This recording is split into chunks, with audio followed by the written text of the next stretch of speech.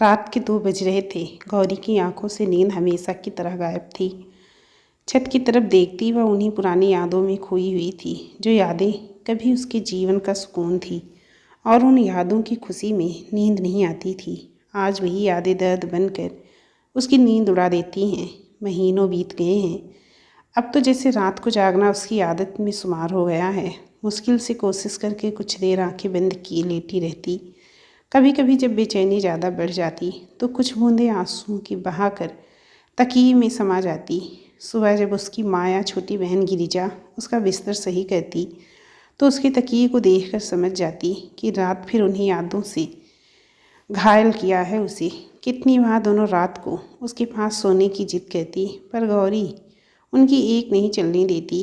उसकी चिंता को लेकर, आपको नींद नहीं आएगी, मैं रात में हाथ पैर फैलाकर सोती हूँ, तुम अपने कमरे में जाकर पढ़ो, मुझे सोना है। जाने ऐसे कितने ही बहाने बनाकर वो दोनों को उनके कमरे में भेज देती थी। गौरी जानती थी अगर वो उसके कमरे में सोएंगे तो उसे जागता देख या रोता देख दोनों परेशान होंगे, पर वो नहीं जानती थी कि दोनों ही उसकी मनस्थिति से अच्छी तरह वाकिफ़ हैं। सुबह के समय शायद थोड़ी देर के लिए झपकी लग गई थी, जिसे अलार्म की आवाज़ ने तोड़ दिया। वो धीरे से उठी और संभलती हुई बाथरूम की तरफ बढ़ गई। गिरिजा ने उसके कमरे की सेटिंग इस तरह कर रखी थी कि उसे किसी भी चीज़ तक पहुंचने में कोई दिक्कत ना हो। बाथरूम से तैयार होकर जब गौरी बाहर आई तो मेज़ पर उसका कॉफ़ी मग रखा था। जब वो नहा रही थी तब शायद गिरिजा या फिर माँ रह कर गई होंगी। वो काफ़ी पीते हुए ऑफिस के लिए तैयार होने लगी। थोड़ी देर में तैयार होकर वो धीरे धीरे कमरे से बाहर आ गई। गुड मॉर्निंग पापा। डाइनिंग टेबल पर बैठते हुए उसने अपने पापा से कहा, गुड मॉर्निंग बेटा, तैयार हो गई? गिरिजा भी कॉलेज जाने के लिए तैयार थी। नाश्ता लगाने में दौड़ दौड़ कर माँ की मदद कर रही थी। पिछले कुछ महीनों में अपना बचपना छोड़कर कितनी समझदार हो गई है। जो लड़की पहले घर के किसी काम को हाथ भी नहीं लगाती थी, आज किसी ने कोई काम कह दिया तो वो गंदा सा मुँह बनाकर तुरंत गौरी की आड़ में छुप जाती थी। अपने हर काम के लिए अपनी दी पर डिपेंड रहती थी और गौरी भी उसके हिस्से के सारे काम हंसते हंसते कर देती। आज वो उसका सारा काम बिना कहे कर देती है। माँ के बिना कहे उनके काम में मदद करती है। उसकी वजह से अचानक से उसके बहन और भाई बड़े हो गए हैं। तभी गिरजा आकर उससे कहती है, क्या सोच रही हो दी? फटाफट नाश्ता करो, फिर चलते हैं, वरना देर हो जाएगी। काका आते ही होंगे। दोनों बहनें बैठकर नाश्ता करती हैं। तब तक बाहर से ऑटो की आवाज़ आती है। दोनों सबको बाय बोलती हुई घर से निकल जाती हैं। गिरजा अपने कॉलेज और गौरी अपने हॉस्पिटल। दोनों का कॉलेज और हॉस्पिटल एक ही तरफ था। गिरिजा ग्रेजुएशन सेकेंड ईयर की स्टूडेंट थी और गौरी एक हॉस्पिटल में काम करती थी। गिरिजा को कॉलेज छोड़ते हुए अपनी ही यादों में खोई हुई वो हॉस्पिटल आती है और धीरे धीरे अपने कैबिन की तरफ बढ़ जाती है। कैबिन में आकर सब सामान अपने हिसाब से अरेंज करती है और फिर अपना काम करने लगती है। थोड़ी देर बाद उसका फ़ोन बजता है। फ़ोन की स्क्रीन पर अजनबी नाम फ्लैश हो रहा था। फ़ोन उठाकर गौरी कहती है, हेलो, गुड मॉर्निंग, कैसे हैं आप? कोई उधर से कहता है। गौरी को आज फिर वही आवाज़ सुनाई देती है जो पिछले 6 महीने से वो सुन रही है। अजनबी। आज फिर आवाज़ में गहरी उदासी है। क्या फिर कुछ यादें आपको परेशान करने लगी? गौरी, नहीं, मैं ठीक हूँ। अजनबी, आप तो हमेशा ही मुझसे यही कहती हैं कि मैं ठीक हूँ। जानती हैं, आप जब उदास होती हैं तो आपकी आवाज़ एक ठहरे हुए समंदर की तरह प्रतीत होती है और जब आप खुश होती हैं तो लगता है कोई झरना बह रहा है। अच्छा, एक काम कीजिए, नज़र उठाकर अपने चारों तरफ देखिए। कुछ तो ऐसा दिखेगा जो आपको सुकून पहुंचाएगा, आपको एहसास दिलाएगा कि आपकी परिस्थितियां उससे लाख गुना अच्छी हैं, जिसकी वजह से आप मुस्कुरा सकती हैं। गौरी नज़र उठाकर देखती है तो सामने हॉस्पिटल में एक लड़की को ऑपरेशन के लिए ले जा रहे थे, जिसकी बचने की ना के बराबर उम्मीद थी। उसके घर वाले उदास और परेशान थे, पर उन्हें नॉर्मल करने के लिए उनसे हंस हंस कर बातें कर रहा था। उसे देखकर गौरी कहती है, फ़ोन रखती हूँ, मुझे बहुत काम है। इस एक मुस्कुराहट उसके होठों पर आ जाती है। जिसे उसकी आवाज़ से अजनबी भी महसूस कर लेता है और कहता है ओके बाय और फ़ोन कट कर देता है।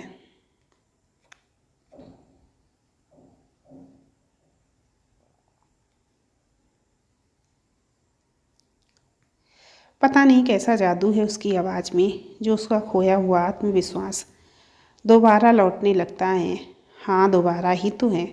पहली बार जब उसने कॉलेज में एडमिशन लिया था तो कितनी डरी सहमी सी रहती थी वो, पर धीरे धीरे उसने उसका डर ख़त्म कर दिया था। लेकिन आज उसी की वजह से उसने अपना आत्मविश्वास एक बार फिर खो दिया। पर पिछले 6 महीने से जब से वो हॉस्पिटल में काम कर रही है, जब उदास होती है तो वो अनजान फ़ोन उसका हौसला बढ़ा देता है। पता नहीं कैसे, कौन है ये अजनबी।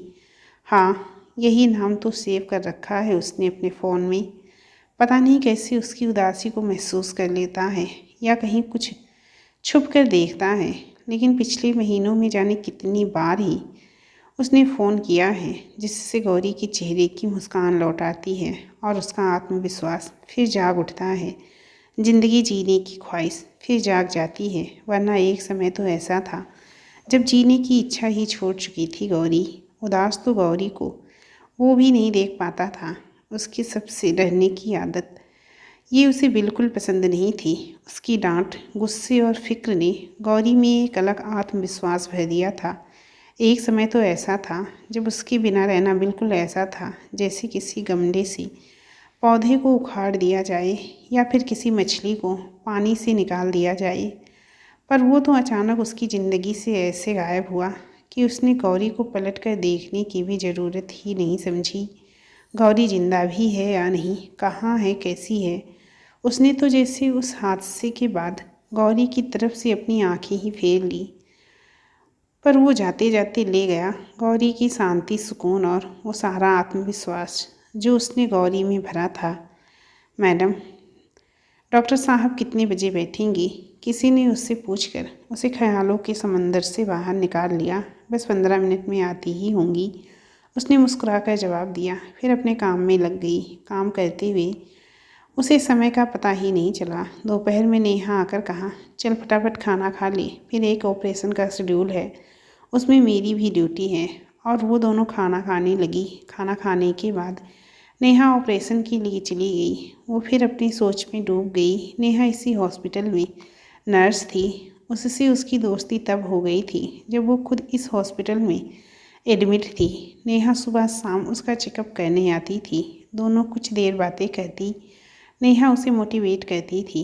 हॉस्पिटल की डॉक्टर शर्मा भी बहुत अच्छी इंसान है। उन्होंने गौरी से कहा था, जब अपनी ग्रेजुएशन कंप्लीट कर लिया तो मेरे हॉस्पिटल के रिसेप्शन पर तुम काम शुरू कर देना। तुम्हारा मन भी लगा रहेगा और हमारा काम भी आसान हो जाएगा। उन्होंने अपना वादा निभाया भी। गौरी के ग्रेजुएशन के बाद एक बार जब वो चेकअप के लिए आई तो उन्होंने कहा, ऑल वेल, कोई दिक्कत नहीं है। फिर पूछा, अपना काम कब शुरू कर रही हो? और आज पिछले 6 महीने से वो यहाँ इस हॉस्पिटल में रिसेप्शनिस्ट का काम कर रही है। शाम को अपना सामान समेट कर वो हॉस्पिटल से घर की तरफ निकल गई। महेश काका ऑटो लिए उसका इंतज़ार कर रहे थे। ऑटो से उतरकर घर तक आई और कॉल बेल बजा दी। माँ ने दरवाज़ा खोला और मुस्कुराते हुए उसे अंदर ले गई। महेश काका ने भी उसके अंदर आते ही ऑटो आगे बढ़ा दी। ये उसका रोज़ का नियम था। जब तक वो ऑटो से उतरकर सुबह हॉस्पिटल या शाम को घर के अंदर नहीं चली जाती, तब तक वहीं खड़े रहते। एक बार जब गौरी ऑटो से उतरते समय खुद को संभाल नहीं पाई और गिर गई, तब से उन्होंने ये नियम बना लिया है। महेश काका उसके घर के पीछे ही रहते हैं, इसीलिए गौरी के पापा ने उसे लाने ले जाने का जिम्मा उन्हीं को सौंप दिया है। घर के अंदर आकर गौरी थोड़ी देर सबके साथ बैठकर बातचीत करती रही और फिर रात का खाना खाकर अपने कमरे में चली गई। थोड़ी देर बाद गिरिजा उसके लिए दूध और दवाइयाँ लेकर आई। छोटा भाई गिरीश भी उसके साथ गप्पे मारने आ गया। रात को दोनों थोड़ी देर गौरी के पास बातें करने बैठते, उसे अपने दिन भर के सारे किस्से सुनाती। गिरिजा आज कॉलेज में क्या क्या हुआ ये सुनाती रही। गौरी उसकी बातें सुनकर धीरे धीरे मुस्कुराती रही। उसकी बातों ने उसे फिर उसके कॉलेज टाइम में पहुंचा दिया था। थोड़ी देर बाद उसने गिरिजा और ग्रेस से कहा, अब अपने कमरे में जाओ और पढ़ाई करो। दी, यहीं सो जाऊं? गिरिजा ने धीरे से सहमते हुए कहा। गौरी ने कहा, तू लाइट जलाकर पढ़ेगी तो मुझे नींद नहीं आएगी, इसीलिए अपने कमरे में जाकर पढ़। लाइट ऑफ कर दे, मैं सो रही हूँ। गिरिजा उदास मन में से उसके कमरे से बाहर आ गई। उसे पता था कोई न कोई बहाना बनाकर गौरी उसे अपने साथ नहीं रुकने देंगी। उसके जाने के बाद गौरी अपने ख्यालों में खो गई।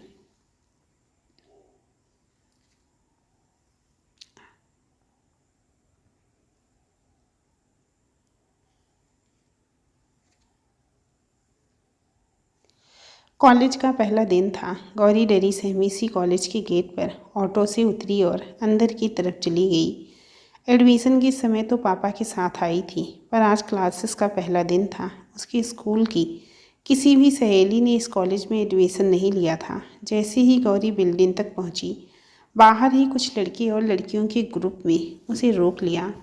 आइए बहन जी, नाम क्या है आपका? एक लड़के ने पूछा। जी गौरी, उसने डरते हुए जवाब दिया। वाह, गौरी माने कि पार्वती, तो आपके शंकर जी कहाँ हैं? एक लड़की ने व्यंग से कहा, तो बाकी सारे ज़ोर ज़ोर से हंस पड़े। अच्छा ये बताओ, ये जो बहन जी टाइप कपड़े पहन कर आई हो, तो हमेशा यही पहनती हो या आज कुछ खास है? एक लड़की ने उसके सूट की तरफ कमेंट किया। जी, हम तो ऐसे ही कपड़े पहनते हैं, उसने फिर धीरे से जवाब दिया। सारे एक बार फिर से ज़ोर से हंस पड़े। तभी वहाँ से गुजरते हुए उसकी नज़र पहली बार कॉलेज में गौरी पर पड़ी थी। वो उस समय सेकेंड ईयर का स्टूडेंट था। 6 फीट का लंबा चौड़ा, जिम में बॉडी बना हुआ शरीर, काली गहरी बड़ी बड़ी आँखें, माथे पर झूलती सिल्की से बाल और सबसे आकर्षक मुस्कुराते हुए होंठ, जो उसके व्यक्तित्व को और भी ज़्यादा निखार रहे थे। 5 फुट 4 इंच लंबाई, उजला रंग, लंबे काले घने बाल, काली आंखें और आसमानी रंग का ढीला ढाला सूट पहने डरी सहमी सी उस ग्रुप के बीच खड़ी थी। पता नहीं क्या आकर्षण था कि ना चाहते हुए भी वो उस ओर बढ़ गया। तभी किसी ने गौरी का दुपट्टा पकड़कर खींचा। हड़बड़ाहट में गौरी नीचे गिर गई। वो सारे हंसने और उसकी मजाक बनाने लगे। रुद्र की आंखों के शांत समंदर में गुस्से की लहरें उठने लगी। उसके पास आते ही वो सारे वहाँ से धीरे धीरे खिसक ली। जाते जाते उनमें से कोई कह रहा था, आ गए गौरी को बचाने उसके शिव शंकर। ग्रुप में जोर का ठहाका गूंजा और वो सारे कैंटीन की तरफ बढ़ गए। जी हाँ, रुद्र सिंह चौहान, यही नाम था उसका। गौरी ने नज़र उठाकर उसकी तरफ देखा। उसने हड़बड़ाकर उठने की कोशिश की तो सूट में उलझकर एक बार फिर गिर गई। रुद्र ने उसकी तरफ हाथ बढ़ाया। गौरी को लगा उसे उठाने के लिए हाथ आगे किया है। जब उसने अपना हाथ उसकी तरफ बढ़ाया तो रुद्र की एक उंगली उसकी तरफ उठी हुई थी। वो गुस्से में बोला, छोटी बच्ची नहीं हो जो डर कर गिर जाओगी। कॉलेज में पढ़ने आई हो, खुद को संभालना सीखो, अपनी क्लास में जाओ। कहकर रुद्र वहाँ से चला गया। उसे खुद नहीं पता था उसका गुस्सा गौरी पर था या उन स्टूडेंट पर जो गौरी को परेशान कर रहे थे। गौरी खुद को संभालते धीरे से उठी और अपनी क्लास पता करके अपनी क्लास में चली गई। वो एक सीधी साधी शांत लड़की थी। गर्ल्स कॉलेज में पढ़ी हुई थी, इसीलिए इस कॉलेज में आते हुए उसे डर लग रहा था, जहाँ लड़के और लड़कियाँ दोनों पढ़ते थे। और सचमुच उसका आज का एक्सपीरियंस उसे डराने के लिए काफ़ी था। पहले दिन उसके गेटअप को देखते हुए किसी ने उससे दोस्ती भी नहीं की और गौरी पढ़ने में अच्छी थी, इसीलिए उसने किताबों को ही अपना दोस्त बना लिया। कुछ दिनों के बाद एक दिन वो लाइब्रेरी जा रही थी। गैलरी के पास वही ग्रुप उससे दोबारा टकरा गया जिसने पहले दिन उसे परेशान किया था। उसमें से एक लड़की बोली, अरे भाई, वो देखो बहन जी आ रही हैं। गौरी डरकर किनारे से जाने लगी तो उन लोगों ने उसका रास्ता रोक लिया। गौरी की आंखों में आंसू भर आए। वो बोली, देखिए प्लीज़ हमें जाने दीजिए, हम लाइब्रेरी में किताबें लेने जा रहे हैं। हमें तो तुम्हारे साथ कोई भी नहीं दिखाई दे रहा है, तो तुम हम कैसे हो गई? कहो तो हम चलें तुम्हारे साथ, पर लाइब्रेरी नहीं, कहीं और चलकर एंजॉय करते हैं। उनमें से एक ने बड़ी बेशर्मी के साथ कहा। तभी लाइब्रेरी जाता हुआ रुद्र उस तरफ आ गया। उसे देखकर उन्होंने गौरी का दुपट्टा छोड़ दिया। गौरी जल्दी से लाइब्रेरी की तरफ भाग गई। लाइब्रेरी के अंदर जाकर दरवाजे के पास ही एक अलमारी से टिक कर खड़ी गौरी अपनी सांसें कंट्रोल करने की कोशिश करने लगी, जो ट्रेन के इंजन से भी तेज भाग रही थी। तभी अचानक से रुद्र उसके सामने आया और बोला, किसी से डर कर रास्ता बदलने वाले या भागने वाले लोग कभी सक्सेसफुल नहीं होते। उसकी बात सुनकर और उसका गुस्सा देखकर गौरी सिहर उठी। एक बार फिर गौरी की आंखों में आंसू आ गए। वो गुस्से से उसे घूरते हुए वहाँ से चला गया। रात को अपने कमरे में लेटी गौरी सोच रही थी। एक तरफ वो ग्रुप है जो बार बार उसे परेशान करता है और दूसरी तरफ रुद्र है जिसको देखते ही वो डर से कांप उठती है। वहीं दूसरी तरफ रुद्र अपने कमरे में लेटा हुआ सोच रहा था, जब वो लोग उसे परेशान करते हैं तो उन लोगों की जगह उसे उस लड़की पर गुस्सा क्यों आता है। उसे तो अभी तक गौरी का नाम भी नहीं पता था। उसी के बारे में सोचता हुआ वो सो गया। रुद्र तो सो गया, परंतु कोई है जो उसकी वजह से महीनों से चैन से नहीं सो पाया है। गौरी अपने वो कॉलेज के दिन याद करके बेचैन हो गई थी। वो उठकर बैठ गई, साइड में रखा पानी का गिलास उठाया और एक सांस में पूरा पी गई। कितने खतरनाक दिन थे वो कॉलेज के। कॉलेज जाने के नाम पर सुबह से ही उसे घबराहट होने लगती थी, पर पढ़ना भी ज़रूरी था। यही सोचते सोचते गौरी ने घड़ी की तरफ देखा तो रात के 1:30 बज रहे थे। लेटकर गौरी चुपचाप सोने की कोशिश करने लगी। कल सुबह उसे हॉस्पिटल जाना था। अगले दिन सुबह उठकर गौरी तैयार हुई और गिरजा के साथ हॉस्पिटल के लिए निकल गई। रिसेप्शन पर बैठकर अपना काम शुरू किया हुआ उसे कुछ ही मिनट हुए थे कि 4-5 स्टूडेंट्स का ग्रुप अपनी एक दोस्त का हाथ पकड़े हुए आया। किसी बाइक वाले ने उसे टक्कर मार दी थी, जिससे उसके हाथ में चोट लग गई थी। वो सारे बहुत हड़बड़ाए हुए थे। उनमें से एक ने आकर गौरी से नेहा का पर्चा बनवाया। गौरी ने उन्हें ड्रेसिंग के लिए भेज दिया। शायद नेहा को बचाने के लिए किसी ने उसका हाथ पकड़कर अपनी तरफ नहीं खींचा। सही तो है, हर किसी की किस्मत गौरी जैसी तो नहीं हो सकती, या ये कहे कि होनी भी नहीं चाहिए। उसे याद आ गया वो दिन जब वो कॉलेज में पार्किंग के सामने से गुजर रही थी। उसने ध्यान ही नहीं दिया कि पीछे से एक बाइक वाला बड़ी तेज़ी से आ रहा था। तभी अचानक किसी ने उसकी बाँह पकड़कर झटके से अपनी तरफ खींचा और एक बाइक बिल्कुल उसके करीब से निकल गई। अगर उसे खींचने में इतनी सी भी देर हो जाती तो उसे काफ़ी चोट लगती। रुद्र अपनी कार पार्क करके रास्ते की तरफ आया तो सामने से आती हुई गौरी दिखाई दी और पीछे से हॉर्न बजाती तेज़ी से आती एक बाइक पर गौरी का ध्यान कहीं और था। रुद्र तेज़ी से उसकी ओर लपका और उसने गौरी को अपनी तरफ खींच लिया। कुछ पल लगे रुद्र को अपनी सांसें संभालने में। गौरी को सीधा खड़ा कर गुस्से से बोला, सड़क पर चलना नहीं आता तो घर से निकलती ही क्यों हूँ। वो गुस्से में कुछ और कहने जा रहा था, तब तो उसके दोस्त विवेक ने आकर उसके कंधे पर हाथ रख दिया। उसने गौरी की आंखों की तरफ देखा जो पहले ही घबराई हुई थी। अब उसकी आंखों से आंसू भी छलक आए थे। ये मेरे सामने बात बात पर आंसू मत बहाया करो, मुझे इनसे सख्त नफरत है, कहता हुआ वो तेज़ी से वहाँ से चला गया। गौरी भी सर झुकाए चुपचाप अपनी क्लास में चली गई। कॉलेज जाना मुश्किल होता जा रहा था। एक तरफ टीना और उसका ग्रुप जब तब उसे परेशान करते रहते थे और दूसरी तरफ रुद्र उसे देखते ही टीना का ग्रुप चुपचाप वहाँ से चला जाता और वो बच जाती। पर रुद्र खुद उससे कोई ऐसी चुभती हुई बात कह जाता था जिससे उसे बहुत गुस्सा आता था। और कॉलेज में हमेशा टीना के ग्रुप और रुद्र के सामने पढ़ने से बचने की कोशिश करती थी। इसी तरह कॉलेज का 1 साल बीत गया। सेकेंड ईयर में आते आते उसका डर भी कुछ कम हो गया था और उसका गेटअप भी कुछ बदल गया था। ढीले ढाले सूटों की जगह वो फिटिंग के कपड़े पहनने लगी थी और हल्का फुल्का मेकअप भी कर लेती थी। कुछ लड़कियां उसकी दोस्त भी बन गई थी। रुद्र का इस साल फाइनल ईयर था। तभी अचानक रिसेप्शन के फ़ोन की घंटी ने उसे अतीत से वर्तमान में ला टपका। मैडम प्लीज़ हमारा बिल बनवा दीजिए, कुछ ही देर में पेशेंट को डिस्चार्ज करवाना है। हेलो बोलते ही उधर की से आवाज़ आई, जी ठीक है। अपना रूम नंबर बताइए, गौरी ने पूछा। मैम, रूम नंबर 406, उधर से जवाब आया। आधे घंटे में आप बिल पे कर सकते हैं। गौरी पेशेंट का बिल व डिस्चार्ज की फॉर्मेलिटी पूरी करने में लग गई। काम करते करते उसे शाम हो गई। महेश काका का फ़ोन आया। बिटिया, मैं बाहर इंतज़ार कर रहा हूँ, समय हो जाए तो आ जाना। जी काका, थोड़ी देर में आती हूँ, गौरी ने कहा। आज सुबह से उसका मूड कुछ ठीक ठाक था।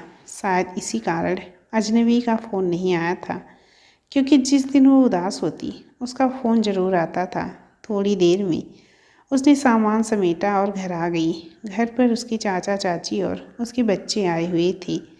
थोड़ी देर उनके साथ बैठकर वो अपने कमरे में चली गई। घर पर हर समय चहकने वाली गौरी को अब सबके साथ बैठना अच्छा नहीं लगता है। एक अजीब सी घबराहट होने लगती है जब उसे देखकर सब उसके आने वाले भविष्य के प्रति चिंतित हो जाते हैं, तो वो सबकी नज़रों से भागने में ही अपनी भलाई समझती है। आज जो गौरी किसी के सामने नहीं आना चाहती, किसी से बात करना नहीं चाहती, वही गौरी सेकेंड ईयर में एक समय ऐसा आया जब उसने सबसे आँख में आँख डालकर बात करना सीख लिया। उसका डर उससे दूर हो गया।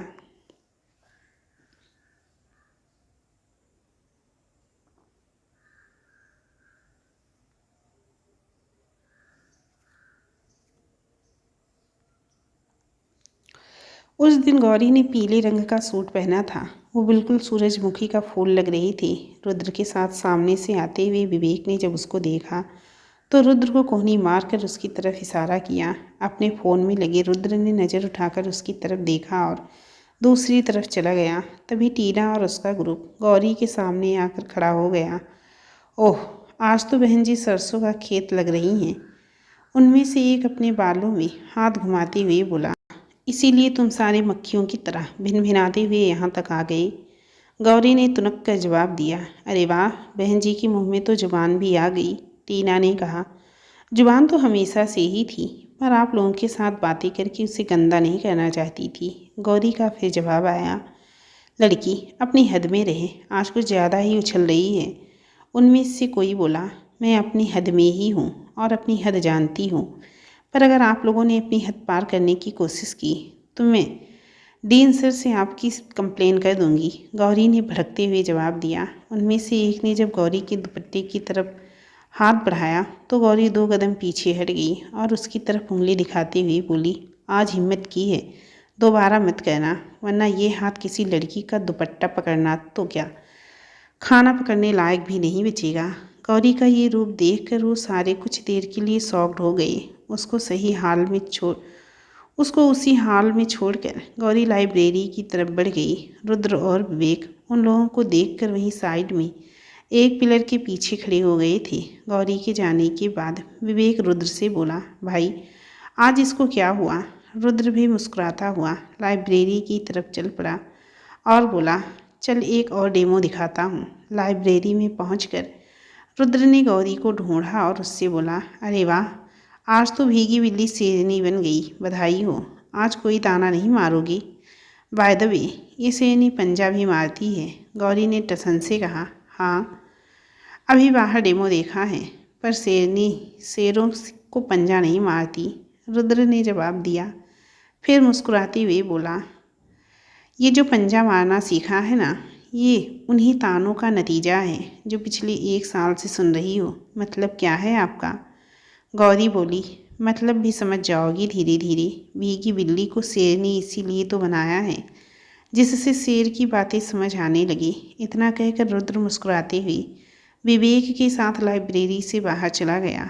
इस खड़ूस को क्या हो गया? आज तो मुस्कुरा रहा है, हमेशा तो गुस्से में काट खाने को दौड़ता है। गौरी खड़ी उसकी बातों का मतलब समझने की कोशिश कर रही थी। तब तक करिश्मा आकर बोली। ये चौहान सर के बेटे तुझसे क्या बात कर रहे थे? चौहान सर के बेटे? गौरी ने पूछा। हाँ, रुद्र सिंह चौहान, अपने वाइस प्रिंसिपल चौहान सर के ही तो बेटे हैं। ओह, तभी तो वो टीना का पूरा ग्रुप इनको देखते ही भाग जाता है। आज गौरी को समझ में आया था।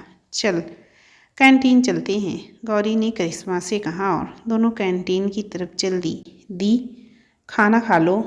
गिरजा की आवाज़ से वो चौंक उठी। यहीं रख दे, अभी फ्रेश होकर खा लूँगी। खाना रखकर गिरिजा सबको खाना लगाने चली गई। उसे मालूम था गौरी सबके साथ खाना खाने नहीं आएगी, इसीलिए उसकी थाली वो अंदर ही ले आई थी।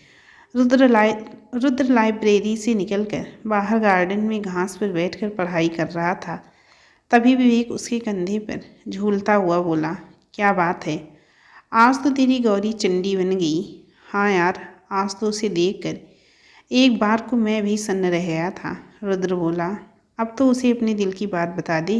कब तक सही होने के ताने मारते रहेगा। हाँ, शायद अब उसे दिल की बात बताने का समय आ गया है। अब वो ऐसी बन गई है जैसी मैं उसे देखना चाहता था, आत्मविश्वास से भरपूर, किसी से ना डरने वाली मेरी शेरनी। वैसे भी अब कॉलेज में मेरे थोड़े ही दिन बाकी हैं, तो क्यों ना कुछ समय उसके साथ बिना लड़े बिता लिया जाए। दोनों मुस्कुराकर एक दूसरे से हाथ मिला लेते हैं।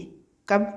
विवेक बोला, पता नहीं, किसी अच्छे दिन, रुद्र ने जवाब दिया और दोनों क्लास की तरफ चल दिए। इसी तरह कॉलेज के कुछ महीने बीत गए। टीना का ग्रुप अब गौरी को परेशान नहीं करता था। रुद्र भी उससे कुछ नहीं कहता था, सिर्फ दूर से छुप छुप कर उसे देखा करता था। ये बात गौरी नहीं जानती थी, वो तो बस अपनी पढ़ाई में बिजी थी।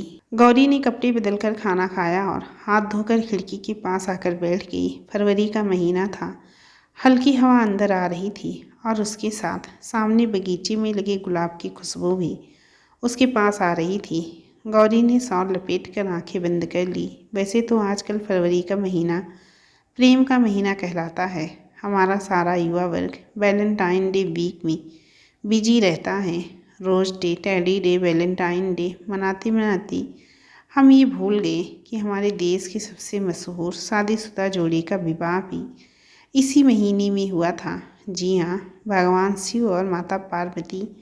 आज भी महिलाएं और लड़कियां अच्छे पति और अच्छे पारिवारिक जीवन के लिए शिव और पार्वती की पूजा करती हैं। वो भी शिवरात्रि का ही दिन था। गौरी और गिरिजा पूजा करने मंदिर गई थी। सुबह का समय था। मंदिर में ज़्यादा भीड़ तो नहीं थी, पर कुछ लोग थे। सारा मंदिर धूप दीप और गेंदे के फूलों की खुशबू से महक रहा था। गिरिजा और गौरी ने पंडित जी को पूजा की थाली दी और दोनों आंख बंद करके प्रार्थना करने लगी। तभी गौरी ने अपने पास किसी को मधुर आवाज़ में शिव जी की आरती गाते सुना। जब उसने आंखें खोलकर अपनी दाईं तरफ देखा तो सफ़ेद कुर्ते पजामे में तिलक लगाए रुद्र आरती गा रहा था। कुछ पल को तो गौरी उसकी आवाज़ और उसके रूप में खो गई। मंदिर में खड़े सभी लोग उसके साथ आरती गाने लगे। आरती खत्म होने पर रुद्र ने पूजा की थाली पंडित जी की तरफ बढ़ा दी और अपने साइड में खड़ी गौरी से आंखों के इशारे में पूछा, क्या हुआ? गौरी ने झेप कर चेहरा सामने घुमा लिया। तभी पंडित जी ने रुद्र की थाली वापस की तो रुद्र ने उनके पैर छू लिए। खुश रहो रुद्र बेटा, जल्दी ही गौरी का साथ मिली। पंडित जी ने आशीर्वाद दिया। रुद्र ने मुस्कुराकर सर नीचे किया और गौरी की तरफ कनखियों से देखते हुए उसके कान में बोलता हुआ बाहर निकल गया, मिल तो गई है मेरी शेरनी। हड़बड़ाकर गौरी की आंख खुल गई। उस दिन भी तो मंदिर में ऐसा ही हुआ था। उसकी बात सुनकर पूरी तरह से हिल गई थी वो। गिरिजा उसकी हालत देखकर समझ गई थी कि ये वही रुद्र है जो कॉलेज में उसका सीनियर है। वो गिरिजा को कॉलेज की सारी बातें बताती थी। घबराई हुई सी गिरिजा का हाथ पकड़कर गौरी मंदिर से बाहर आई तो वो सामने ही कार से टेक लगाए खड़ा था। वो दोनों उसके पास से गुजरी तो वो बोला, क्या आपको घर तक छोड़ सकता हूँ? नो थैंक्स, हम चले जाएंगे, गौरी ने जवाब दिया। लगता है मेरा हंसता मुस्कुराता रूप आपको पसंद नहीं, मेरा रुद्र रूप ही आपको पसंद है। मुझे भी ये भीगी बिल्ली पसंद नहीं, शेरनी ही अच्छी लगती है, बैठिए। उसकी बात सुनकर गौरी ने गिरिजा को कार में बैठने का इशारा किया तो वो घूमकर दूसरी तरफ से बैठने चली गई। गौरी ने खुद भी पीछे बैठने के लिए गेट की तरफ हाथ बढ़ाया तो वो बोला, मैं आपका ड्राइवर नहीं हूँ। रुद्र उसके सामने हाथ सीने पर बांधे कार से टिका खड़ा था। हमने कब कहा आपसे छोड़ने के लिए? हम ऑटो ड्राइवर के साथ चले जाएंगे। ये है मेरी असली शेरनी। उसकी बात का जवाब देते हुए रुद्र की आंखें चौड़ी हुई तो वो चुपचाप दूसरी तरफ से जाकर अगली सीट पर बैठ गई। रुद्र ने भी अंदर बैठकर मुस्कुराते हुए कार स्टार्ट कर दी। गिरिजा उन दोनों की नोक-झोंक देखकर सिर्फ मुस्कुरा रही थी। हाय, आई एम रुद्र, रुद्र सिंह चौहान। आपकी दीदी का सीनियर हूँ। रुद्र ने हल्का सा पीछे देखते हुए गिरिजा से कहा। जी हम गिरिजा, आपके बारे में दीदी से काफ़ी सुना है। उसने भी मुस्कुराते हुए जवाब दिया। उसे रुद्र पसंद आया था। वहाँ से गाड़ी आगे निकलते हुए उसने बैक मिरर को गौरी की तरफ सेट करते हुए कहा, अच्छा, आपकी दीदी हमारे बारे में भी बातें करती हैं। गौरी एक गहरी सांस लेकर उसे घूरते हुए कहती है, मेरी शक्ल देखकर गाड़ी चलाएंगे तो हम शिवरात्रि के दिन ही भगवान शिव से मिलने पहुंच जाएंगे। रुद्र जोर से हंसता है, फिर कहता है, अगर तुम साथ चलो तो मैं कहीं भी जा सकता हूँ। उसे हंसता देख गौरी उसकी हंसी में खो जाती है। क्या देख रही हो? रुद्र पूछता है। कुछ नहीं, वो बोली। सोच रही हो इतना खड़ूस इंसान हंसता भी है? उसकी बात सुनकर गिरिजा जोर से हंस पड़ती है, क्योंकि गौरी हमेशा रुद्र को घर पर खड़ूस ही कहती थी। खड़ूस ही कहती है ना ये मुझे? रुद्र ने गिरिजा से पूछा तो उसने धीरे से हाँ में सर हिला दिया। गौरी ने मन ही मन सोचा, ये तो मन की बात भी जान लेता है। गिरिजा को एक नज़र घूरती हुई वो खिड़की के बाहर देखने लगी। कॉफ़ी पीने चलोगी मेरे साथ? थोड़ी देर बाद रुद्र ने धीरे से पूछा। व्रत है, गौरी ने छोटा सा जवाब दिया। मेरा भी है। कॉफ़ी तो पी सकते हैं। क्यों, गिरिजा चलोगी? उसने कहा। अगर दीदी हाँ बोले तो चल सकते हैं, उसने मासूमियत से कहा। जब वो गौरी की तरफ घूमा तो उसने हाँ में सिर हिला दिया। थोड़ी देर बाद गाड़ी एक कॉफ़ी हाउस के बाहर रुकी। उन दोनों को लेकर रुद्र अंदर आ गया। कॉफ़ी हाउस के एक साइड में छोटे छोटे खुले हुए कॉटेज टाइप बने थे, चार चार लोगों के बैठने के लिए। एक वेटर रुद्र की तरफ आया। रुद्र के कुछ कहने पर उसने एक कॉटेज की तरफ इशारा किया। रुद्र उन दोनों को आने का इशारा करते हुए उस कॉटेज की तरफ बढ़ गया। कॉटेज के अंदर जाते ही उसकी सांसों में गुलाब की खुशबू बस गई।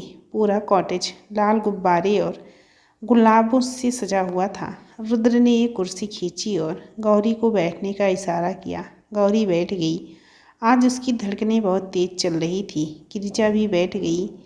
रुद्र गौरी के सामने बैठा था। तब तक वेटर ऑर्डर लेने आया। 3 कॉफ़ी, रुद्र ने कहा और वेटर चला गया। रुद्र गौरी को ध्यान से देख रहा था। उसकी आंखें अपने चेहरे पर महसूस करते हुए गौरी नजरें नहीं उठा पा रही थी। रुद्र ने कहा, कहना तो बहुत दिनों से चाहता था, पर कोई अच्छा मौका देख रहा था। फिर सोचा, रुद्र और गौरी के लिए शिवरात्रि से खास दिन कौन सा हो सकता है? मैं तुमसे दोस्ती करना चाहता हूँ, या मैं तुमसे प्यार करता हूँ, ये सब नहीं कहना है मुझे। बस एक सवाल पूछना चाहता हूँ। मैं अपनी सारी ज़िंदगी तुम्हारे नाम करना चाहता हूँ। क्या सारी ज़िंदगी मुझे और मेरे गुस्से को संभाल पाओगी? अगर तुम्हारी हाँ है तो मैं माँ और पापा को तुम्हारे घर भेजना चाहता हूँ, और अगर ना कहना चाहो भी तो कोई बात नहीं। मेरा कॉलेज ख़त्म होने के बाद मैं तुम्हारे सामने कभी नहीं आऊँगा, पर सोच समझ कर जवाब देना। तुम्हारे बिना जीना बहुत मुश्किल होगा। तब तक वेटर कॉफ़ी लेकर आ जाता है। गौरी अभी तक कुछ नहीं बोली थी, तभी उसका फ़ोन बज उठता है। माँ का फ़ोन था। इतनी देर कहाँ रह गई बेटा? बस माँ, थोड़ी देर में आ रही हूँ, भीड़ बहुत है, कहकर फ़ोन रख देती हैं। रुद्र उठते हुए, मेरी वजह से लेट हो गया, चलो मैं घर तक छोड़ देता हूँ, तुम्हारे जवाब का इंतज़ार रहेगा। गौरी कहती है, नहीं, हम चले जाएंगे, घर पास ही है। रुद्र जानता था, इसीलिए उसने कुछ नहीं कहा। कई बार लेट हो जाने पर सुरक्षा को देखते हुए उसके पीछे पीछे घर तक आता था। निकलते समय गौरी का पैर कुर्सी में फंस जाता है, जिससे वो लड़खड़ा जाती हैं। सोचते सोचते शायद उसकी झपकी लग गई थी और सिर झटके से एक तरफ झूल गया था। 12:30 बज रहे थे। घर में हर तरफ शांति थी। शायद चाचा चाची जी चले गए थे और सब लोग सो चुके थे। उस दिन तो रुद्र ने उसे संभाल लिया था, संभाल कर वो बोला था, पर आज उसे अपने आप को खुद संभालना, खुद सीखना होगा। कहाँ चले गए रुद्र तुम? इतने सारे वादे करके वो धीरे से बुदबुदाई और उठकर बेड पर आकर लेट गई। चैन की नींद तो उस दिन से ही नहीं आती, पर सोने की कोशिश तो करनी ही थी। सुबह जब गौरी हॉस्पिटल पहुंची तो रिसेप्शन पर भीड़ थी। उसने फटाफट पर्स रख कर काम शुरू कर दिया। कब लंच का टाइम हो गया उसे पता ही नहीं चला। चेहरे पर मुस्कान सजाए सबका काम कर रही थी। दोपहर को जब सब काम खत्म हुआ तभी नेहा उसके पास लंच के लिए आ गई। दोनों ने बातें करते करते एक साथ लंच किया। थोड़ी देर बाद नेहा बोली, मैं चलती हूँ, ऐसे ही हंसती रहा कर, अच्छी लगती है। उसने उसके गाल पर धीरे से हाथ लगाया और जाने के लिए खड़ी हो गई। उसके जाते ही गौरी सोचने लगी, वो भी तो ऐसा ही कहता था, हमेशा हंसती रहा करो, अच्छी लगोगी तो तुम्हारे साथ अच्छा अच्छा होगा। अभी वो अपने ख्यालों के भंवर में डूबने ही वाली थी कि उसका फ़ोन बज उठा। अजनबी नाम देखते ही उसके चेहरे की मुस्कान थोड़ी बड़ी हो गई। फ़ोन उठाकर उसने कहा, हेलो। मेरा फ़ोन देखकर अगर खुलकर हंस लोगी तो आपसे कोई आपकी हंसी चुरा नहीं लेगा। मैं महसूस कर सकता हूँ आप हंसती हुई अच्छी लगती होगी। जब आसपास भीड़ रहती है तो हम अपना दर्द भूलकर भीड़ में खो जाते हैं, पर जब अकेले होते हैं तो उदास हो जाते हैं। पुरानी यादें हमें घेर लेती हैं। इसीलिए सबके साथ रहा कीजिए। अकेले कमरे में बैठने से दुख कम नहीं होंगे। इसीलिए सबसे मिलते जुलते रहा कीजिए। उसने गंभीर आवाज़ में कहा, आपको मेरे बारे में सब कुछ पता कैसे चल जाता है? गौरी ने आश्चर्य से पूछा। जादूगर हैं हम, सब जान लेते हैं, वो ज़ोर से हंसते हुए बोला। गौरी उसकी हंसी की खनक में खो सी गई। रखता हूँ, अपना ख्याल रखिएगा और मुस्कुराते रहिएगा, बाय बाय। गौरी ने भी जवाब दिया। गौरी को ये समझ नहीं आता कि कौन है ये इंसान जिसे उसके पल पल की खबर रहती है, पर जो भी था उससे बात करके मन में एक सुकून आ जाता था। सच ही तो कहा था उसने, अकेले रहना बहुत मुश्किल होता है। शिवरात्रि वाले दिन गौरी रुद्र को बिना जवाब दिए उसे कॉफ़ी हाउस में छोड़कर गिरजा के साथ जल्दी से घर आ गई। कमरे में आकर गिरजा ने उससे कहा, तुमने उससे कुछ कहा क्यों नहीं? इतने अच्छे तो हैं वो, और फिर तुमसे शादी के लिए ही तो पूछ रहे थे। इतने दिन से जो तुम्हें परेशान करते हैं तुम्हारी हिम्मत ही तो बढ़ाते हैं। फिर क्यों जवाब नहीं दिया तुमने उन्हें? कुछ भी। हाँ, उसकी वजह से सबसे लड़ने की हिम्मत तो आ गई, पर उसकी बात सुनकर सारी हिम्मत हवा हो गई थी हमारी। दिल बुलेट ट्रेन से भी तेज भाग रहा था। दिमाग बिल्कुल सुन्न हो गया था। जवाब देते ही नहीं बना। उसने गहरी सांस लेते हुए कहा, फिर इतराते हुए बोली, थोड़ा परेशान करना भी तो चाहिए ना। उन्होंने मुझे कॉलेज में कितना परेशान किया है, बात बात पर डांट कर। उसने मुंह टेढ़ा करते हुए कहा। फिर बोली, 1-2 दिन में दे देंगे जवाब। कहते हुए वो बेड पर पेट के बल लेट गई और पैर हवा में लहराते हुए मुस्कुराने लगी और रुद्र के साथ बीता आज का पूरा दिन याद करने लगी। हाँ, तभी तो तुम उनकी शेरनी बन गई। खबरदार, जो उन्हें ज़्यादा परेशान किया, कहीं वो फिर तुम्हें भीगी बिल्ली ना बना दे। संभल कर रहना। अब तो हम भी अपना पाला बदल कर उनकी तरफ हो जाएंगे। गिरिजा ने उसके पास लेटते हुए कहा। अच्छा बेटा, अभी से जीजा जी की ज़्यादा सगी हो गई। गौरी बोली। हाँ, तो अब जब तुम जीजा जी कह रही हो तो हम मान ही लेते हैं, गिरिजा ने तपाक से जवाब दिया। दोनों बहनें खिलखिलाकर हंस पड़ी। गौरी की खुशी उसके चेहरे से झलक रही थी। नीचे आ जाओ तुम दोनों, शाम हो गई है, चाय पी लो। माँ की आवाज़ से दोनों हंसते हुए नीचे चली गई। हाँ, शाम ही तो हो गई थी। अतीत में डूबी डूबी उसने अपना सामान समेटा और बैग लेकर महेश काका के ऑटो की तरफ बढ़ गई, जो बाहर उसका इंतज़ार कर रहे थे। घर आते ही काफ़ी देर तक सबके साथ बैठकर बातें करती रही। खाना खाकर ही अपने कमरे में गई। इतनी देर तक सबके बीच बैठे रहना अब शायद उस अजनबी की बातों का ही असर था। रात में जब अपने कमरे में आई तो अकेलेपन से फिर घबराहट होने लगी। हाँ, घबरा ही तो गई थी वो। पूरा एक महीना हो गया था शिवरात्रि के बाद, और रुद्र उससे कभी भी नज़र नहीं आया था। ना तो उसके पास उसका फ़ोन नंबर था, ना वो किसी से पूछ सकती थी। पता नहीं अपना वादा निभा रहा था कि मैं कभी सामने नहीं आऊँगा अगर तुमने ना कह दिया तो, या उसकी परीक्षा ले रहा था। पर उसने ना कहा ही कब था। वो तो बस चुप रह गई थी। कहीं भी उसका मन नहीं लग रहा था। एक उदासी उसे हर वक्त घेरे रहती थी। बस 1 महीने में रुद्र ने उसे समझा दिया था कि रुद्र के बिना जीना उसकी बस की बात नहीं है। उस दिन कॉलेज में पढ़ाई नहीं होनी थी। एग्ज़ाम से पहले कॉलेज का आखिरी दिन था। एग्ज़ाम की स्कीम पता चलने वाली थी। अगले दिन से कॉलेज बंद था और परीक्षाएं शुरू हो रही थी। वो भी स्कीम देखने के लिए कॉलेज आई थी, शायद इस उम्मीद से भी कि क्या पता आज रुद्र मिल जाए। नोटिस बोर्ड के पास बहुत भीड़ थी और उसी भीड़ में उसकी आंखों का सुकून खड़ा था। रुद्र को देखते ही वो तेज़ी से भीड़ में घुसी और रुद्र का हाथ पकड़कर उसे लगभग खींचती हुई किनारे ले आई। जाते जाते रुद्र ने विवेक को स्कीम नोट करने का इशारा कर दिया था। दोनों की ओर खुद मुस्कुराता हुआ उसके साथ खिंचता चला गया। आज तो गया ये काम से, विवेक अपने आप में ही बुदबुदाया और स्कीम नोट करने में लग गया। गौरी रुद्र का हाथ पकड़कर ले जा रही थी और वो बिना विरोध उसी के साथ चला जा रहा था, बिना इस बात की परवाह की कि कुछ बच्चे उन्हें देख भी रहे थे। लाइब्रेरी के आखिरी कोने में जाकर उसने गुस्से से हाथ झटक दिया और रुद्र की तरफ से मुंह फेर कर खड़ी हो गई। चेहरे पर गुस्सा था और गुस्से की वजह से आंखों में आंसू छलक आए थे और दूसरी तरफ रुद्र की मुस्कान थोड़ी सी चौड़ी होती जा रही थी।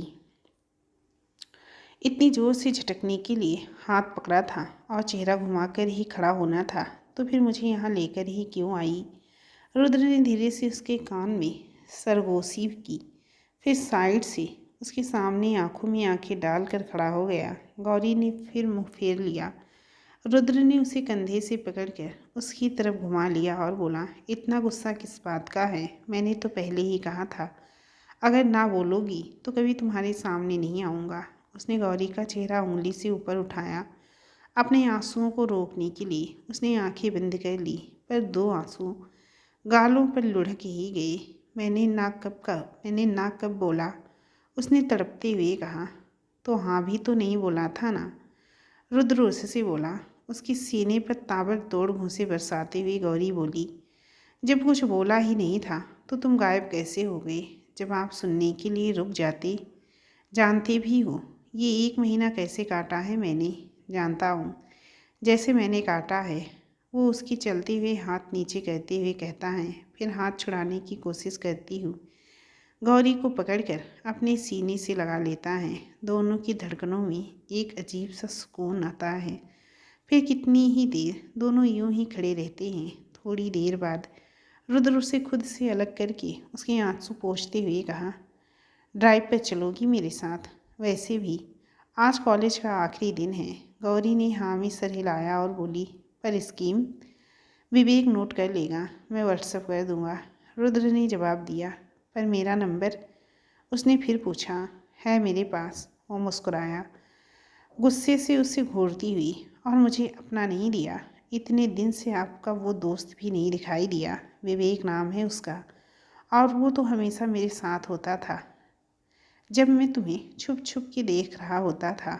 रुद्र ने हंसते हुए उसकी नाक टच की और बोला, मेरी शेरनी चलो, और उसका हाथ पकड़कर बाहर ले गया। दोनों पार्किंग में आकर रुद्र की कार में बैठ गए। रुद्र ने विवेक को फ़ोन मिलाया और कहा, दोनों की स्कीम नोट करके व्हाट्सएप कर देना। जो हुक्म मेरे शेर, अपनी शेरनी को सैर पर ले जा रहा है। विवेक ने उससे पूछा, हाँ, जंगल की सैर पर। तू चलेगा? उसने भी हंसते हुए जवाब दिया, ना भाई, तू ही जा। हमें जब मिलेगी तब हम अपनी वाली को लेकर जाएंगे। विवेक ने जवाब दिया और फ़ोन कट कर दिया। दोनों शहर के बाहर की तरफ चल दिए। कार में कुछ देर तो दोनों चुप रहे। फिर रुद्र बोला, 14 अप्रैल तक मेरे पेपर हैं और 20 तक तुम्हारी। 20 अप्रैल की शाम को मैं अपने मम्मी पापा को लेकर तुम्हारे घर आ रहा हूँ। रिजल्ट आते ही तुम मेरे घर आ रही हो। तैयार रहना, बारात लेकर आऊँगा। उसकी बात सुनकर गौरी के गाल शर्म से लाल हो गए और आंखें झुक गई। रुद्र ने उसका हाथ पकड़कर गियर पर रख दिया। भरोसा तो है ना मुझ पर गौरी? उसने पूछा। खुद से भी ज़्यादा, वो बोली। फिर रुद्र चुपचाप कार ड्राइव करता रहा। गौरी ने ना तो हाथ छुड़ाने की कोशिश की, ना ही कुछ कहा। कुछ आगे जाकर उसने कार साइड में लगाई और एक छोटी सी डिब्बी जेब से निकाल कर गौरी की तरफ बढ़ा दी। क्या है इसमें? गौरी ने पूछा। खोल कर देख लो, जवाब आया। गौरी ने देखा तो उसमें नाजुक सी चांदी की पायल थी जो गौरी को बहुत प्यारी लगी। हमारे प्यार की पहली झनकार। रुद्र ने उसकी आंखों में देखते हुए कहा, बहुत प्यारी है, पर आपको कैसे पता था कि हम आज आपको मिलेंगे ही? गौरी ने पूछा। 1 महीने से तुम्हारी बेचैनी जो देख रहा था। वो मुस्कुराया। इसका मतलब आप रोज़ कॉलेज आते थे और हमें देखते भी थे, पर सामने नहीं आए। बड़ा मज़ा आ रहा था ना हमें परेशान करने में, पर समझ लीजिए ये छुपने छुपाने का खेल हमें बिल्कुल पसंद नहीं। हमारे साथ फिर कभी ऐसा मत करिएगा, वरना इस बार तो हम मर ही जाएंगे। फिर कभी ऐसा मत बोलना, हम दोनों हमेशा साथ रहेंगे। उसने उसके होठों पर अपनी उंगली रख दी तो गौरी भी मुस्कुरा दी। रुद्र धीरे से उसकी तरफ बढ़ा और उसके माथे को अपने होठों से चूम लिया। फिर सामने देखती हुई उसने गाड़ी आगे बढ़ा दी। कुछ खाओगी?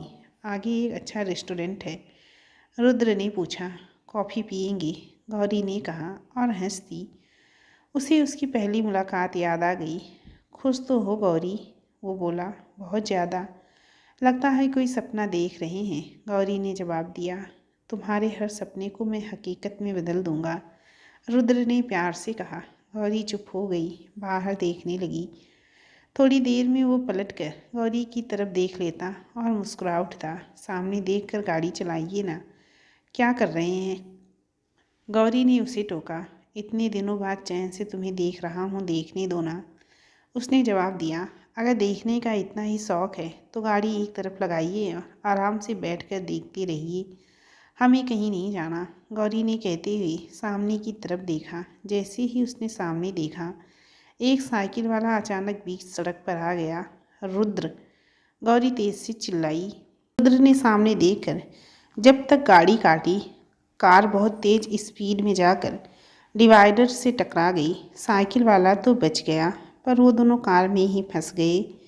गौरी की चीज़ शायद ज़्यादा ही ज़ोर से निकल गई। तभी तो बराबर के कमरे में बैठकर पढ़ रही गिरजा भागती हुई कमरे में आई और गौरी को पसीने से तरबतर बिस्तर पर बैठे देखा। उसने तेज़ी से आकर उससे गले लगा लिया। गौरी ज़ोर ज़ोर से सिसक रही थी। क्या हुआ दी? फिर वही सपना देखा क्या?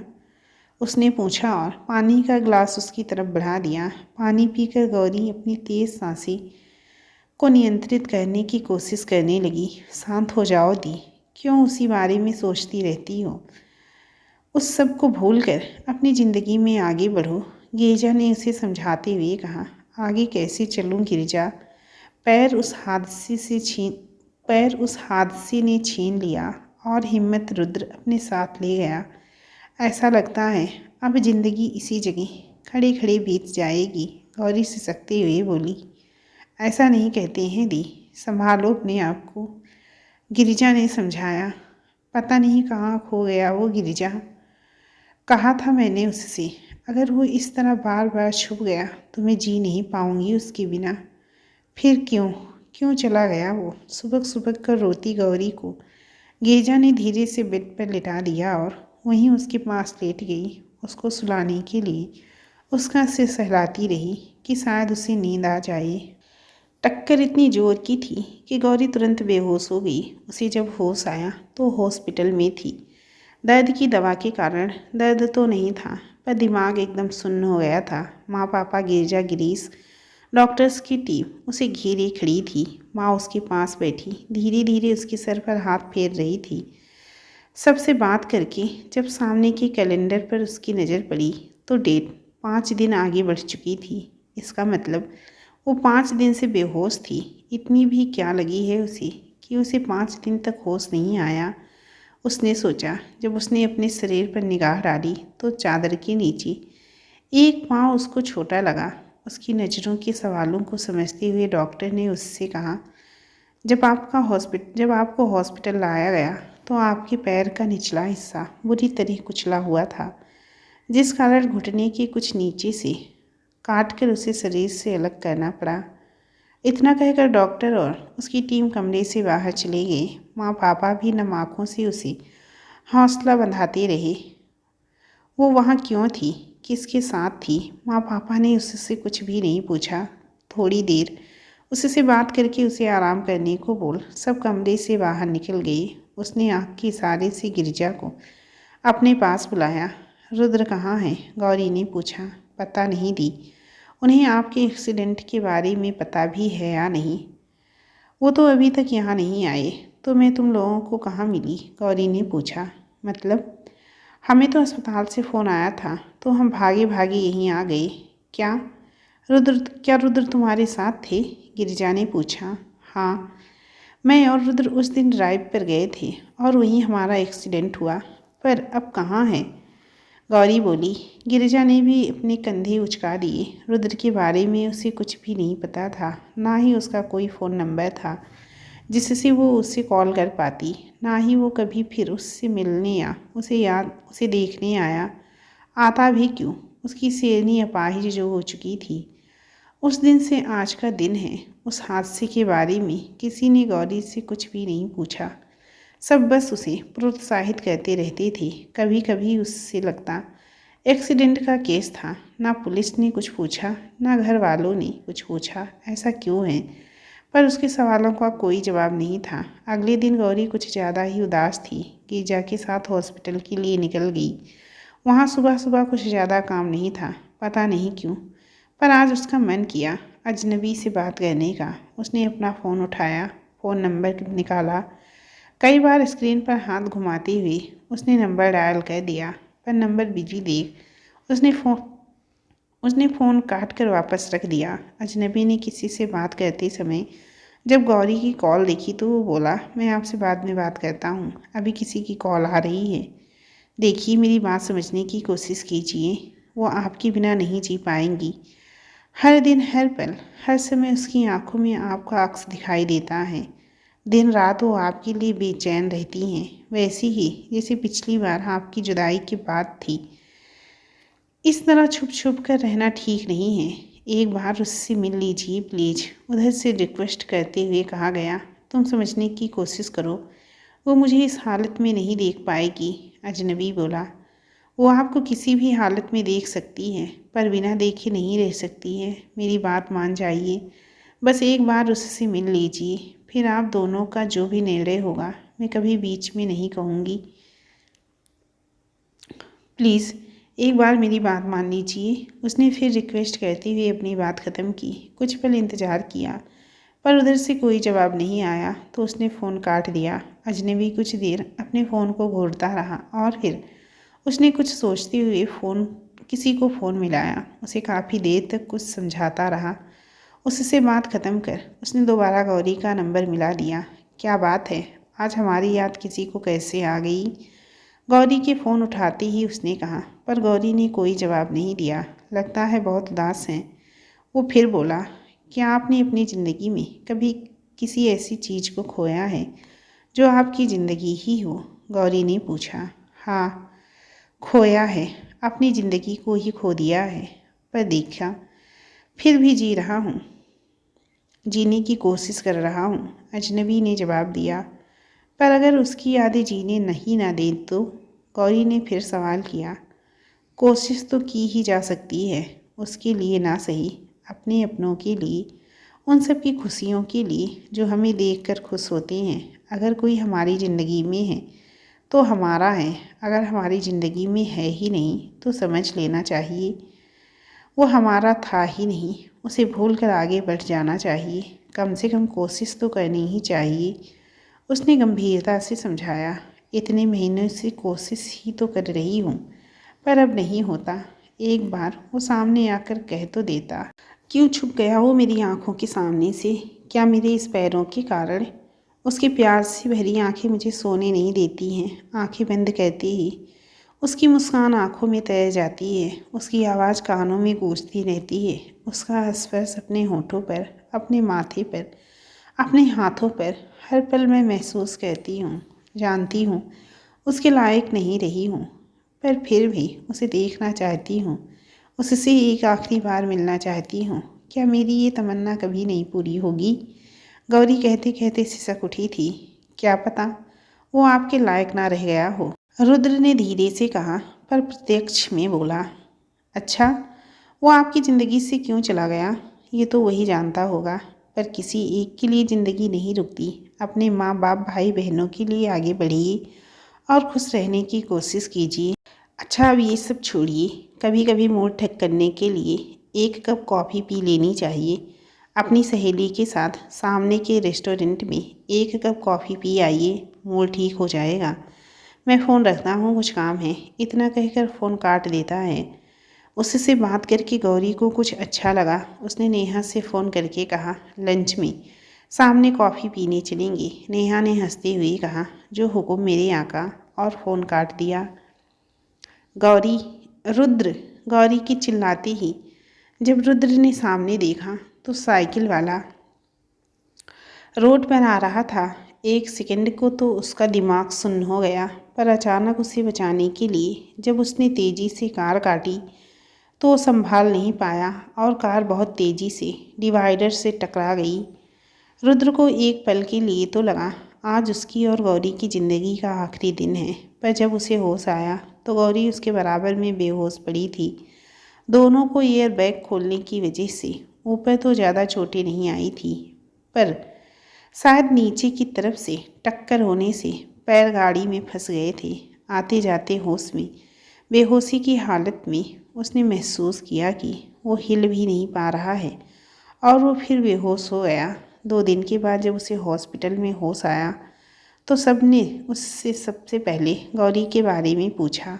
उसके पापा ने उसे बताया कि गौरी का एक पैर काटना पड़ा। ये सुनकर वो शांत हो गया। उसने अपने पापा को अपने और गौरी के बारे में सब कुछ बताया। उस दिन के बाद से आज का दिन है।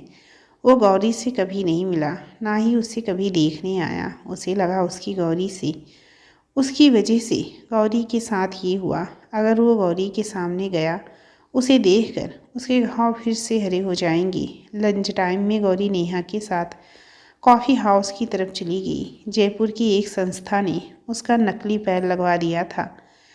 छड़ी की सहायता से वो धीरे धीरे चल लेती थी।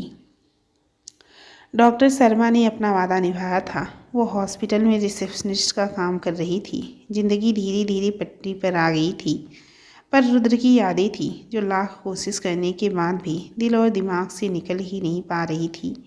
दोनों कॉफ़ी हाउस में आकर एक टेबल पर बैठ गई। वेटर आया तो नेहा ने उसे 2 कप कॉफ़ी लाने के लिए बोला।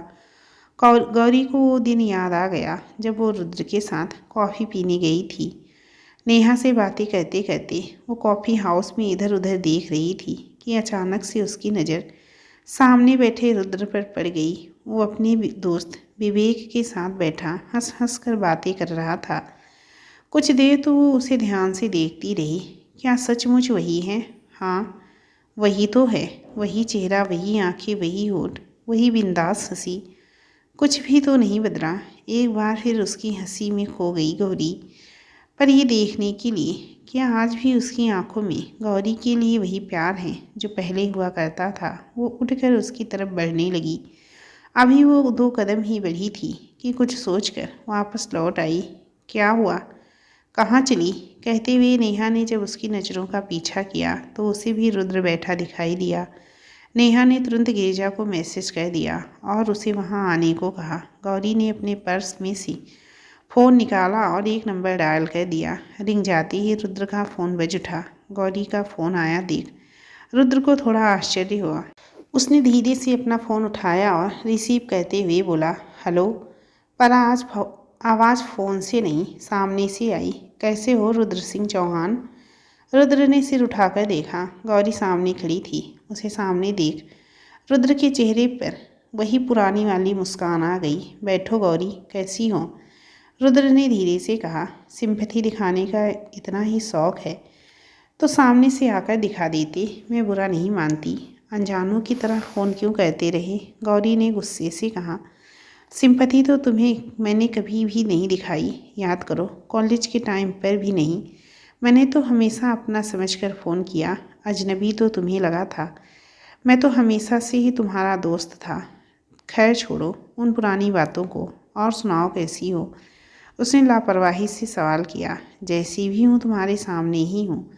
एक्सीडेंट के बाद कहाँ गायब हो गए थे तुम? गौरी बोली। गायब मैं नहीं हुआ, बल्कि बदल तो तुम गई थी। जब मुझे होश आया तो तुम वहाँ नहीं थी। या ये कहूँ कि तुम पहले जैसी नहीं थी। और उसने बड़ी बेशर्मी से गौरी के पैरों की तरफ देखा। उसकी बात समझकर गौरी को धक्का लगा और उसकी आंखों में नमी तैर गई। पास खड़े विवेक, गिरिजा और नेहा अपने आंसू छुपाने की पूरी कोशिश कर रहे थे, पर रुद्र ने बड़ी बेशर्मी से हंसते हुए कहा, उस एक्सीडेंट ने ऐसा झटका दिया कि हम दोनों के रास्ते अलग हो गए।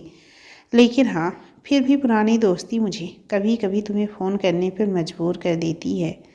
गौरी के पास में खड़ी गिरिजा आंखों में आंसू भर हाथ जोड़कर रुद्र को ये सब ना बोलने का इशारा कर रही थी, पर रुद्र ने उसे देखकर भी अनदेखा कर दिया। गौरी ने उसकी तरफ देखा और बोली, हाँ सचमुच हमारे रास्ते अलग हो गए हैं रुद्र, या शायद तुम बदल गए हो। तुम मेरे वो रुद्र नहीं हो जो मुझे परेशान नहीं देख सकता था। तुम तो कोई और ही हो। चलती हूँ, उम्मीद करती हूँ अब कभी फ़ोन नहीं करोगे और हमारे रास्ते में भी कभी नहीं टकराओगे। फिर कुछ सोचते हुए गौरी ने अपने पर्स में से ढूंढकर वो पायल की डिब्बी निकाली जो उस दिन उसे रुद्र ने दी थी। उसकी तरफ बढ़ाती हुई बोली, इसे रखो रुद्र, ये मेरे किसी काम की नहीं रही। ये प्यार की झनकार मेरे पैर में अब कभी नहीं बजेगी। इतना कहकर वो बाहर की तरफ जाने लगती है। तभी सामने से गिरिजा आकर उसे रोकने की कोशिश करती है। रुको दी, उसके साथ ऐसा मत करो, एक बार मेरी बात सुनो। उसके इतना कहते ही रुद्र विवेक को कुछ इशारा करता है और विवेक गिरिजा का हाथ पकड़कर उसे चुप करा देता है। गौरी भी उसे हाथ के इशारे से चुप होने को कहती है और बाहर की तरफ चल देती है। उसको जाता देख रुद्र की आंखों में नमी तैर गई थी। वो कस के उन पायलों को अपने हाथों में पकड़ा था। विवेक कहता है, अब क्यों रो रहा है? यही तो तू चाहता था कि वो टूट कर तेरी ज़िंदगी से चली जाए। चली गई, अब खुशियाँ मना और रोने लगता है। तभी अचानक गौरी तेजी से पलटकर रुद्र के पास आती है और उससे कहने लगी, उठो रुद्र, मेरे साथ चलो, मुझे तुमसे कुछ बात करनी है। रुद्र एकदम से घबरा गया। उसने कहा, नहीं गौरी, तुम पहले ही बहुत तमाशा खड़ा कर चुकी हो। अब मैं तुम्हारे साथ नहीं आना चाहता, तुम यहाँ से आ जाओ। मैंने कहा रुद्र मेरे साथ चलो, या उस दिन की तरह तुम्हें खींचते हुए ले चलो। गौरी ने देखा रुद्र के माथे पर पसीने की बूंदें उभर आई हैं। रोती हुई गौरी उसके घुटनों से टिक कर उसके सामने ज़मीन पर गिर गई। क्यों रुद्र, क्यों किया मेरे साथ ऐसा? क्यों नहीं बता दिया मुझे सब कुछ? क्यों मुझे इतना अंधेरे में रखा? गौरी महसूस कर पा रही थी दोनों घुटनों के नीचे सिर्फ खाली कपड़े थे। उस हादसे में जहाँ गौरी ने अपना एक पैर खोया था, वहीं रुद्र को अपने दोनों पैर खोने पड़े थे। उसने ये बात गौरी से छिपाने के लिए कहा था। हॉस्पिटल में जब उसे होश आया तो उसे अपने और गौरी की हालत के बारे में पता चला। उसके पापा ने उसे बताया कि इस एक्सीडेंट में रुद्र ने अपने दोनों और गौरी ने अपना एक पैर खो दिया है। रुद्र को लगा उसने अपने साथ साथ गौरी की भी ज़िंदगी बर्बाद कर दी है। उसने गौरी के मम्मी पापा से मिलने की इच्छा जाहिर की। जब वो लोग रुद्र से मिलने आए तो उसने उनसे माफ़ी मांगी। उसने उन्हें अपने और गौरी के बारे में सारी बातें बताई। हालांकि उसके बारे में गिरिजा अपने माता पिता को सब कुछ पहले ही बता चुकी थी।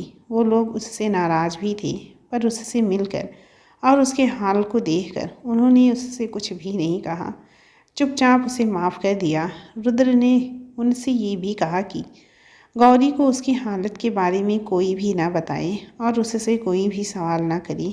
ये उसी का कहना था कि उन लोगों को गौरी अस्पताल से फ़ोन करने के बाद मिली। इस तरह सबने सबको समझा दिया। गौरी की माँ पापा परेशान तो थे, पर अब कुछ कहने से कोई फ़ायदा तो था नहीं, इसीलिए वो चुप ही रहे। गौरी के इलाज का सारा खर्चा भी रुद्र के पापा ही उठा रहे थे। जब सब बाहर जाने लगे तो रुद्र ने धीरे से इशारा कर गिरिजा को अपने पास बुलाया और उससे बोला, अब गौरी का सबसे ज़्यादा ख्याल तुम्हें ही रखना है। हमेशा परछाई की तरह उसके साथ रहना। जब वो उदास हो तो मुझे फ़ोन करना, मैं उसे संभाल लूँगा। इस तरह घर पर गिरिजा और हॉस्पिटल में नेहा रुद्र के 2 सीसीटीवी कैमरा हमेशा गौरी को अपनी नज़रों में कैद रखती और उसके पल पल की खबर रुद्र तक पहुंचाती। वो खुद भी उसे देखने के लिए सुबह से शाम तक हॉस्पिटल के सामने इस कॉफ़ी हाउस की खिड़की पर बैठा रहता था। गौरी की नज़रों में रुद्र अजनबी बन गया था और उसकी पल पल की खबर गिरिजा और नेहा उस तक पहुंचाने लगी। आज भी जब गिरिजा ने उसे फ़ोन कर गौरी की हालत के बारे में बताया तो उसने सोच लिया था कि गौरी को यहाँ बुलाएगा और जब वो कॉफ़ी हाउस आएगी तो वो उसे रुलाकर हमेशा हमेशा के लिए उसकी ज़िंदगी से दूर कर देगा। इसीलिए पहले उसने विवेक को फ़ोन करके बुलाया और फिर गौरी को कॉफ़ी पीने के लिए कहा। नेहा से भी फ़ोन करके उसने गौरी को लाने के लिए कहा था। वो अपने काम में लगभग कामयाब भी हो गया था, पर पता नहीं कैसे गौरी को सब पता चल गया। रुद्र समझ गया गौरी सब जान चुकी है। रुद्र ने उसे उठाकर सोफे पर बैठाया और गले से लगा लिया। दोनों बहुत देर तक एक दूसरे के गले लगे रोते रहते हैं। मुझे माफ़ कर दो गौरी, मैंने तुम्हारी ज़िंदगी बर्बाद कर दी। थोड़ी देर बाद रुद्र ने उसे खुद से अलग करते हुए कहा, मैंने तुमसे कहा था रुद्र, ये छुपने छुपाने का खेल मुझसे नहीं खेला जाएगा। मेरे साथ ऐसा मत करना। गौरी जी नहीं पाएगी अपने रुद्र के बिना, गौरी ने कहा। दोनों रोते हुए एक बार फिर गले लग जाते हैं। कैसे पता चला? रुद्र ने पूछा। जादूगर हैं हम, सब जान लेते हैं, उसने रुद्र के स्टाइल में ही जवाब दिया। जब रुद्र ने उसे आंखें दिखाई तो उसने उसकी व्हील चेयर की तरफ इशारा कर दिया। विवेक, गिरिजा और नेहा पास खड़े दोनों को देख रहे थे। आखिर आज रुद्र ने गौरी को और गौरी ने रुद्र को पा ही लिया था। तुम सारे इसके मुखबिर थे ना? गौरी ने तीनों की तरफ देखकर कहा तो तीनों ने हाँ में अपनी गर्दन हिला दी और आकर उनके गले लग गए। अपने माँ पापा को लेकर मेरे घर कब आओगे रुद्र? इंतज़ार करते करते आंखें थक गई हैं, गौरी ने पूछा। अब ये ठीक नहीं होगा गौरी, हम दोस्त बनकर भी तो रह सकते हैं, रुद्र बोला। नहीं रुद्र, अब बस यही ठीक रहेगा, मैं इंतज़ार करूँगी। कुछ दिन बाद शिवरात्रि है, उस दिन रुद्र और गौरी एक होंगी, उसने उसकी आंखों में देखते हुए कहा। कुछ दिन बाद रुद्र के माता पिता गौरी से मिलने आए और दोनों की शादी पक्की कर दी। शिवरात्रि के दिन रुद्र और गौरी एक हो गए। तो ये थी रुद्र और गौरी की प्रेम और परीक्षा की कहानी। दोनों ने उस परीक्षा को पास किया और एक हो गए। कुछ सालों बाद रुद्र अपनी चेयर पर गार्डन में बैठा है। पास में ही गौरी बैठी कुछ काम कर रही है। सामने दो बच्चे बैट बॉल खेल रहे हैं। ये है रुद्र और गौरी के श्री और शिवी, जिन्होंने उनकी ज़िंदगी को पूरा कर दिया है। उन्हें माँ और पापा बनाकर आज गौरी और रुद्र अपनी सारी परीक्षाओं को पार कर हैप्पी मैरिड लाइफ जी रहे हैं और अपनी ज़िंदगी में खुश हैं। अपने दोनों बच्चों के साथ प्रेम अगर सच्चा है और पूरी शिद्दत से किया जाए तो कोई परेशानी या कोई दर्द भी लोगों को अलग नहीं कर सकता। हर दर्द के बाद और निखर जाती है ज़िंदगी। हमसफ़र साथ हो तो समझ जाती है ज़िंदगी। कौन कहता है ये इश्क अधूरा रहता है, कभी कभी यादों में भी कट जाती है ज़िंदगी। कैसी लगी आप लोगों को रुद्र और गौरी की ये लव स्टोरी? अच्छी लगी हो तो कहानी को लाइक और ऐसी ही कहानियों को सुनने के लिए हमारे चैनल को सब्सक्राइब ज़रूर करें।